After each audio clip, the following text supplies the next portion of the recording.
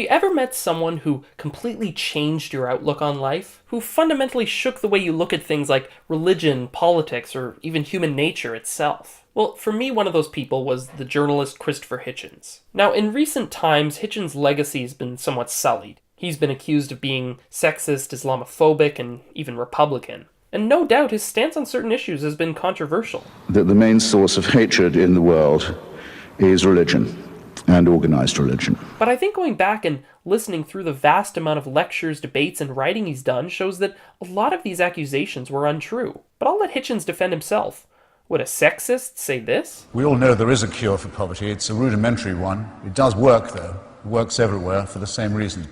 It's colloquially called the empowerment of women. Would an Islamophobe say this? In the case of the Quran, that is certainly true of me. It's true probably of every book I've ever read, that there are difficulties I have with it or capacities I don't have with which to approach it or understand it. Would a Republican say this? I was a dedicated Marxist. I was a member of an organization that was actually anti-Castroite. It was a Luxembourgist Trotskyist organization, and we sent a delegation of people to see whether or not the Cuban Revolution was, as advertised, a break with the Soviet model. Now, in his death in 2011, Hitchens' legacy has grown with an online following that developed at the time he was still alive and continues to grow to this day. I got the chance to ask Hitchens' friend, the novelist Salman Rushdie, what he thought of Hitchens, and this is what he had to say. One of the things I want to say about Christopher is I think he was the first person who became a superstar because of YouTube.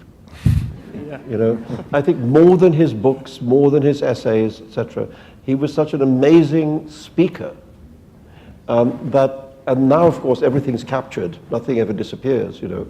And like there's probably a Christopher Hitchens channel on YouTube. I don't know, but that, I think, those zillions of hits on Christopher saying outrageous things about everything, you know, I think made him a star, and I think he really liked it. Hitchens is one of the first YouTube stars. Now that's an interesting idea. But you see, Hitchens had a few really important points for living your life that helped teach me a lot and shaped so much of my thinking. Despite initially being a Marxist, Hitchens somewhat abandoned that political viewpoint and came to accept a spectrum of political beliefs. It helped remind me that though one's political positions can alter and change, there are a few, like the protection of freedom and the fight against dogma, that for me should never falter. Then there's the idea of the ironic versus the literal mind. In Hitchens' view, the ironic mind is adaptable, open, and importantly, willing to look at things with a sense of humor, whereas the literal mind is humorless, dogmatic, close-minded, and, as Hitchens says, thinks a book should only be read in one way. Now, Hitchens was an intellectual, but he was also not afraid to enjoy life, make jokes, have a sense of humor, drink. And this passion for life went hand in hand with his fiery, intense, and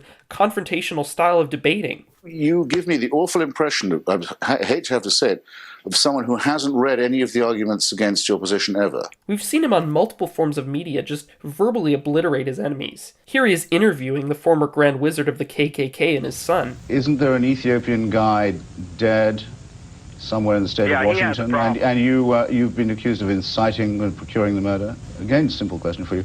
Would you bring him back to life if you could? Are you sorry he's dead? No, I'm not sorry he's dead. I didn't even know the man. If he'd have stayed in Ethiopia, he'd still be alive. But all of this comes from a desire to do good, to fight things like ignorance and small-mindedness. And on those fronts, Hitchens was militant. One of my favorite quotes of his is from his book Letters to a Young Contrarian, where he says, "Never be a spectator of unfairness or stupidity. Seek out argument and disputation for their own sake. The grave will supply plenty of time for silence." It's pieces of writing like this that can really change your life, shape your perspective, shape who you are and the person you want to be. And in that, Hitchens never showed fear in fighting the bigoted. He was a firebrand. Now with Hitchens, there's also a deep respect for language, the power of it when used correctly, the beauty and importance of literature for its own sake, the necessity of properly using language. I can't object to being called a popinjay since the principal definition is that of a target for archery and shot.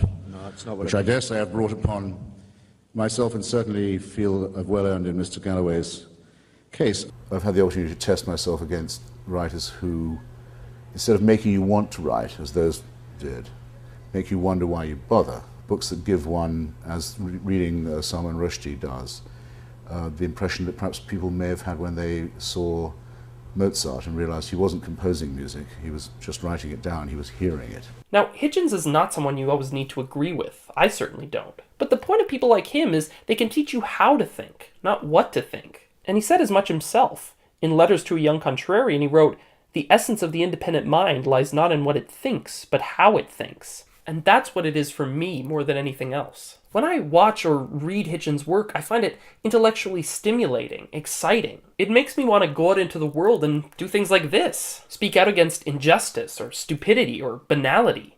So thank you, Christopher Hitchens.